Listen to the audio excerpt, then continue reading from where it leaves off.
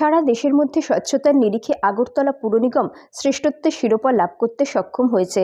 শুক্রবার একথা জানিয়েছেন আগরতলা পুর নিগমের মেয়র দীপক মজুমদার। তিনি বলেন, স্বচ্ছতার নিরিখে আগরতলা পুর নিগম শ্রেষ্ঠত্বের পুরস্কার পেয়েছে। এই পুরস্কার পাওয়ার পর দায়িত্ব আরও বেড়ে গিয়েছে। আগরতলা শহরকে সুন্দর, স্বচ্ছ এবং দূষণমুক্ত রাখতে যে কাজ শুরু হয়েছে তা ভারত সরকার দ্বারা স্বীকৃত হয়েছে। এই দিন তিনি আরও বলেন, আগামী দিনে আগরতলা শহরকে সুন্দর রাখার জন্য প্রচেষ্টা চালিয়ে যাব। আমাদের ভারতবর্ষে যতগুলি পৌর নিগম আছে বা পৌরসভা আছে, তার মধ্যে আমাদের স্বচ্ছ ভারত মিশন যে অভিযান ভারত সরকারের কেন্দ্রীয় প্রধানমন্ত্রী নরেন্দ্র মোদীর চিন্তা ভাবনায়, সেটার মধ্যে আমাদের স্বচ্ছতার জন্য আগরতলা পৌর নিগম শ্রেষ্ঠ পুরস্কার পেয়েছে।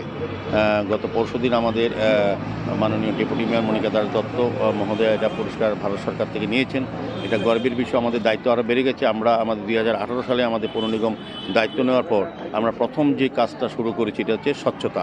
আগরতলা শহরকে সুন্দর, স্বচ্ছ এবং দূষণমুক্ত আগরতলা, যানজটমুক্ত আগরতলা, পরিষ্কার, সুন্দর, নির্মল আগরতলা রাখার জন্য আমরা যে কাজ শুরু করেছি এটা ভারত সরকার স্বীকৃতি দিয়েছে। এটা আগরতলা শহরবাসীর সহযোগিতায় এবং সার্বিকভাবে রাজ্য সরকার আমাদেরকে সহযোগিতা করছেন।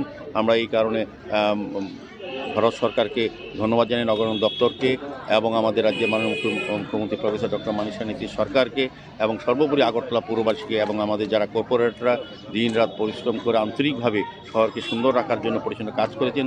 আমাদের সাফাই কর্মী বন্ধুরা, আমার কর্মচারী বন্ধুরা, আধিকারিকরা, পৌর নিগমের প্রত্যেককে আমি বিশেষ আমাদের পুরস্কার পাওয়ার জন্য সকলের অংশগ্রহণে আমি বলবো এটা আমরা পেয়েছি। আগামী দিনে শহরকে সুন্দর রাখার আমরা আরও নতুন নতুন পরিকল্পনা গ্রহণ করব, যাতে শহর সুন্দর পরিচ্ছন্ন থাকে। আমরা ভারতবর্ষের যে সম্মানটা পেয়েছি এটা ধরে রাখার চেষ্টা করব। আমি বলেছি যে দায়িত্ব আমাদের আরও বেড়ে গেছে, আমরা আরও বেশি কাজ করার চেষ্টা করব।